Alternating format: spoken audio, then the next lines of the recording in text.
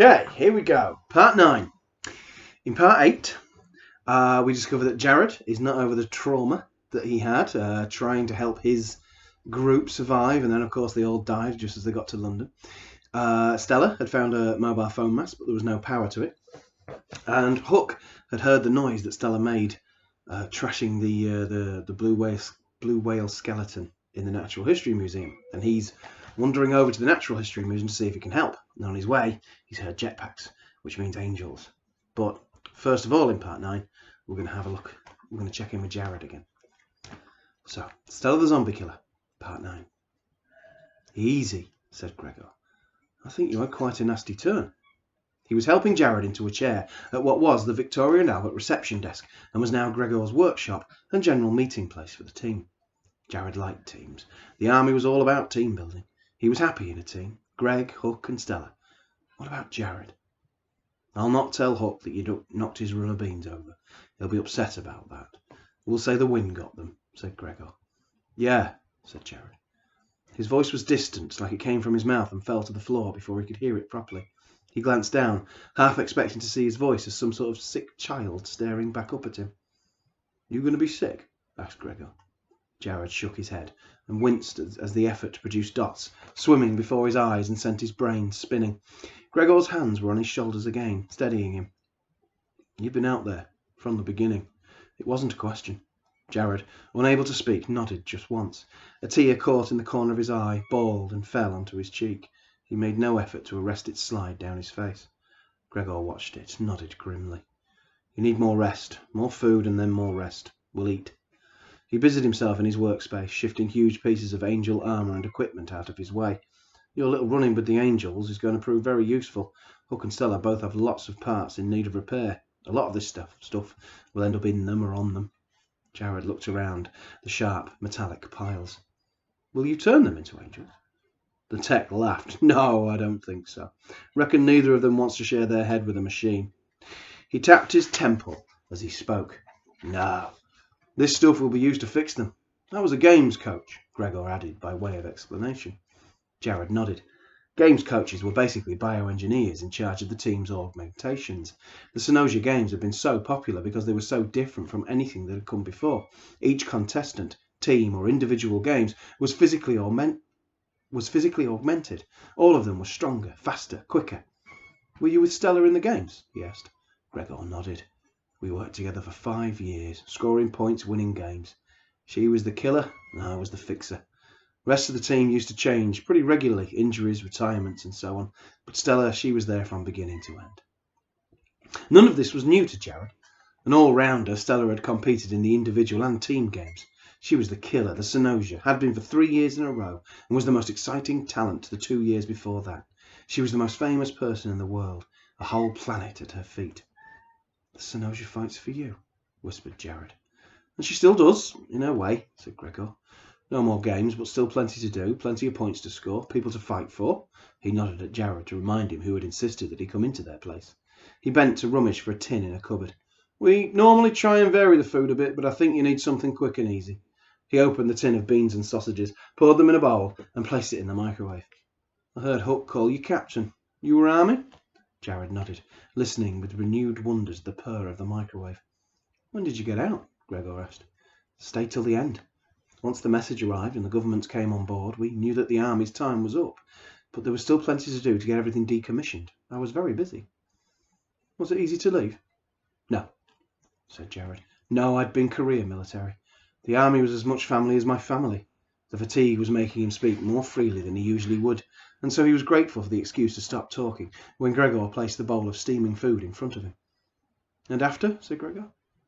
Angel control. Gregor nodded, as if it were obvious. You know about these things? He indicated the angel parts on the benches. Jared shook his head. Logistics and strategies, he said. Nothing on maintenance or design. Shame. Would have been useful. Stella jogged down the stairs, jumping over the bodies of the dead. Her blade was strapped to her thigh, her short, sweat-plastered hair close to her head. Sweat gleamed on her bare arms and her face shined with energy. You enjoying yourself? Said Hook, as he moved up the steps to meet her. The mace was held casually at his side. They both stopped. Stella smiled. Nope. She watched the blood and gore drip from the spikes on his mace. "The mess downstairs says otherwise," said Hook. Stella smiled again. "Nothing here. No charge on the phone mast. We should go. I can check out another building before dark." Hook shook his head. "Too late. I heard jetpacks." Stella sighed with annoyance. "Since when does noise bring them?" "Since the scanners stopped working, maybe," said Hook, shrugging his massive shoulders. Stella caught sight of the titanium beneath his t-shirt. "Make an effort," she said, nodding to his chest. "Who's going to see or care?" He looked her up and down meaningfully. "We can't all have perfect augments. You know I was one of the earlier ones. Skin doesn't always fit, especially on hot days." Stella wrinkled her face in disgust. "You could still make an effort with it." Hook looked like he was about to argue, but he stopped, moving down a couple of steps till he was level with Stella. "Listen, Stella," he began, but Stella cut him off. "Later," she said. "If there are angels about, we'd best head home. Can't be lucky 2 days in a row." Stella held her arms out. Hook nodded, but didn't move. He barred her way. Stella held her arms out, questioning the bigger man. Eventually Hook moved to one side and held his arm out to allow her to pass, pointing the way down the steps with his mace. "Lead the way, boss." Stella, glaring at him all the way, moved past him and down the steps. "Are you sure?" said Jared. "I want to pull my weight."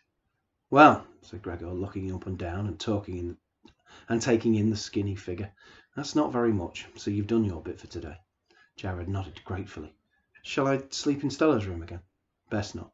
We need to get you a place of your own." Gregor guided him past the curtained gift shop. "So, Captain, eh?" Jared nodded. "When did you first hear about the disbandment?"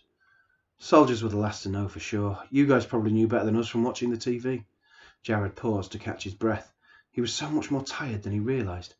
"Still came as a shock, though. No more army. No more armies." "It was a hell of a message," said Gregor. Jared nodded.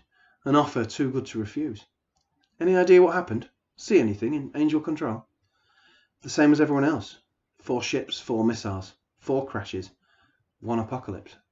Gregor nodded. They moved into the cafeteria, and Gregor guided Jared to the benches along the wall. Hook's garden could be seen from the window. He helped Jared lower himself to the bench. "I'm sorry to be so useless," said Jared. Gregor shook his head. "You survived for 3 years since the crash. I reckon we can make you useful." Stella and Hook were still on the stairs when the sound of smashing glass stopped them. Turning carefully, Stella looked back and up at Hook, her finger on her lips. Hook nodded. They both waited, listening intently. All they could hear was the faint sound of the dead still struggling in the bones of the blue whale. Then the heavy tread of metal boots on broken glass. Stella pointed back up the stairs. "Go," she mouthed. The two of them moved up the stairs as quickly and quietly as they could, Stella wishing that she was alone. Hook was good for taking care of deads and smashing windows, but he wasn't quick enough for angels. As they made their painfully slow way back up to the top of the tower, she stared at his back, bitter that he had come for her. Finally, they made it to the open door at the top of the steps, and the two of them made a dash for it. Just as they reached the last step, Hook stumbled, his booted foot catching at the edge of the step. Stella reached out to him, but it was no use. Once his bulky frame was falling, there was no stopping him. He crashed to the dusty floor, his mace flying free, scattering across the floor, the noise loud enough to wake the dead. Stella saw him turn his fall into a roll and tumble into the room. She dashed in, turned and closed the door as quietly as she could. She glared at the big man. He shrugged apologetically, mouthing "sorry" at her.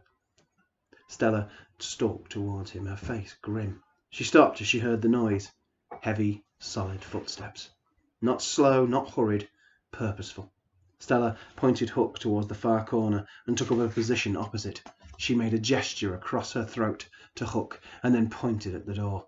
She indicated herself and held up one finger before pointing back to Hook with 2 fingers raised.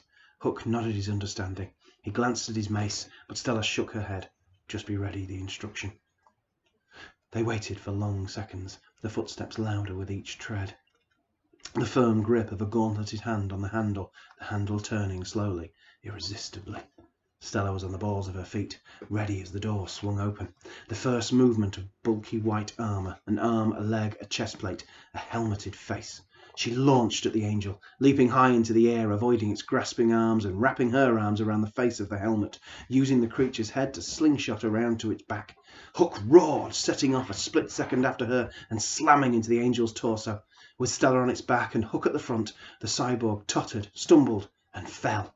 Stella skillfully moved herself out from under the falling angel and had her hands on its throat, ready to squeeze and tear, while Hook held it down.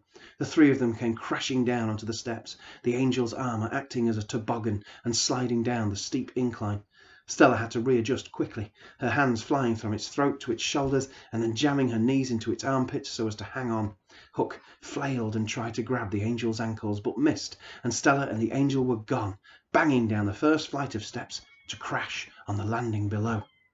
As the angel hit the landing, Stella was up, pushing her feet into its chest to slam its helmeted head into the wall. Immediately she was ready to attack it again, not waiting for Hook to lumber down the steps to help.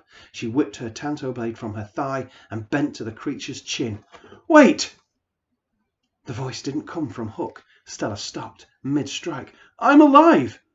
It was coming from the angel. It was raising its hands and pushing at its helmet. "I'm alive!" it repeated. Stella stood back, her tanto still raised, just as Hook joined her. "What the?" he said as the angel raised its helmet. It was a man. 2/3 of his face was flesh. Around his right eye and across his cheekbone to his ear was metal. Shining silver metal. "My name is Vine," he said. "Michael Vine." He was breathing hard. He looked up at Stella and Hook, his left eye strong, his pale blue right eye unblinking. "And I'm alive." There we go. Join me tomorrow for part 10.